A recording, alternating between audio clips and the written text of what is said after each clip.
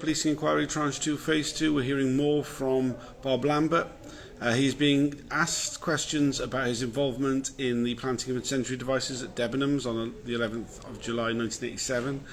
He's denying everything, basically. He's denying any involvement whatsoever, any knowledge whatsoever. There's a huge gap in his reports between the 9th of June and the 17th of July. He claims that's because he had nothing to report on during that time, despite the fact that he was submitting reports regularly at any other time.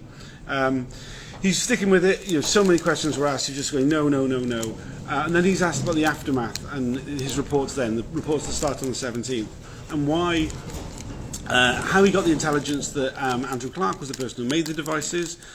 He says it was because, from a conversation with Jeff Shepherd, he's asked why he didn't report Jeff Shepherd in that report. He doesn't have any answer. It starts falling apart. I really think it's very clear that he's lying. I'm joined with Eveline Lubbers from the Undercover Research Group. Eveline, what have you made of this afternoon? It's quite mental. It's incredible how he denies everything. He's also confronted with what 6 independent people have said about him.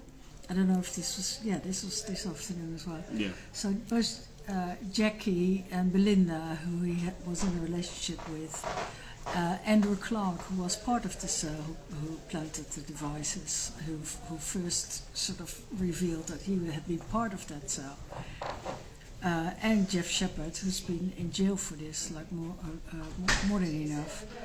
They all have, independently from each other, very detailed stories about how Bob Lambert, Bob Robinson, was part of this cell. And he just denies it, and then also claims that they all have, that was like really disgusting, they all have, each for themselves, reasons for revenge and to put him in a bad spot. And he said it in so many words, that to paint him as an agent provocateur, which in fact he was. And these 6 people, independently from each other, have made the statements. He pretended he had not read Belinda's one or several other ones, giving the impression that he was just confronted with all of this, at this very moment. And David Boyle rightly said that, like when he gave his statement 2 years ago, he was also giving the other statement, so lies again. It's incredible how this person can lie and lie and lie, and it's also like, he sometimes speaks in sort of the third person about Bob Robinson, and then sort of compares Bob Robinson with compares, I can't even say, but he let them interact with each other, so to say. But also he has like more than 2 ways of dealing with the interrogation. It's like either claiming he didn't get the question, either rambling, babbling, going round, sort of in a sort of sneaky way in the most literal sense, and philosophically. Also, he now kind of goes back to an approach that he has prepared very well. He's very much aware that there is this case ongoing where Jeff Shepherd and Andrew Clark have filed sort of unsafe convictions complaint, and the court in that case is waiting for the outcomes of today, basically, to see what Lambert will say, and he's very much aware that what is left of his ego and his sort of great standing is going to completely disappear. But I don't see how he thinks he can get away with it. He can get away with what has been said. Also, that maybe David Boyle will address that later this afternoon. The fact that he has had a commendation for his role in jailing Jeff Shepherd and Andrew Clark, while he now denies any reporting about what he knew. And also it's very unclear why Jeff and Andrew would have confided in him and saying that they did it, you wouldn't talk about it, as Helen has explained, anyone has explained, you wouldn't talk about stuff you did. Unless he was involved himself, which he was, we know. So it's cringing. It's like like sort of not in your stomach because it's so incredible how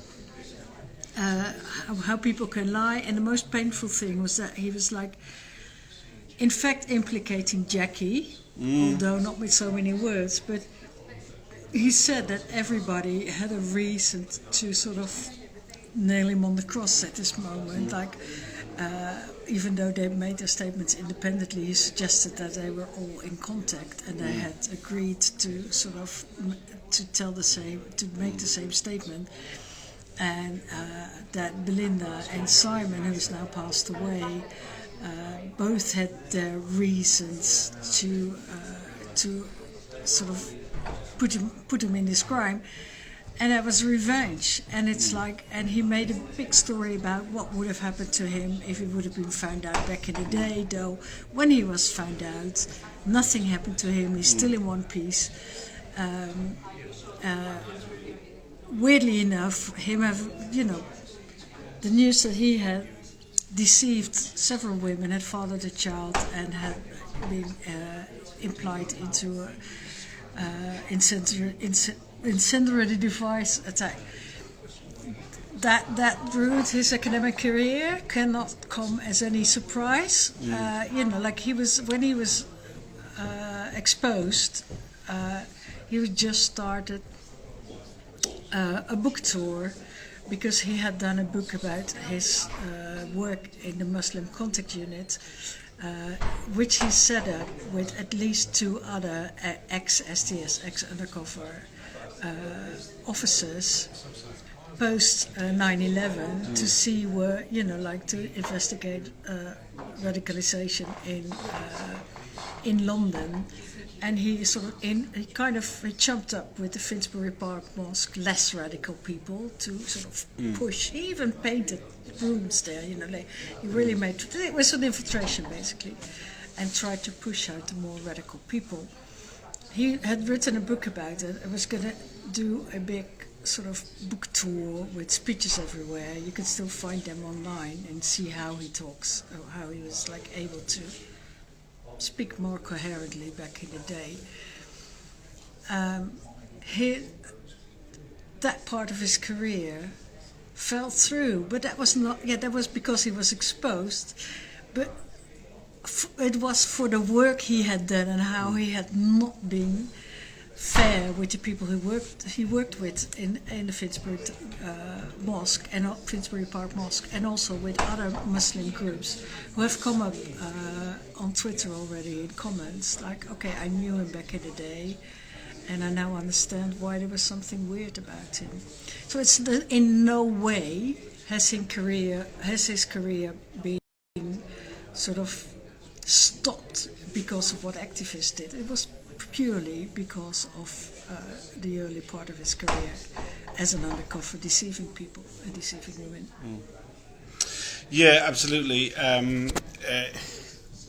It's incredibly difficult to listen to. I mean, I think I don't have anything else to say from what you've said. I mean, it's just I don't think we're going to get anything more out of him. No, this was it. He's just not. He's going to deny everything, and it's I'm curious to see how David Barr will deal with this. And I forgot to look at Mitting's face during this because he's.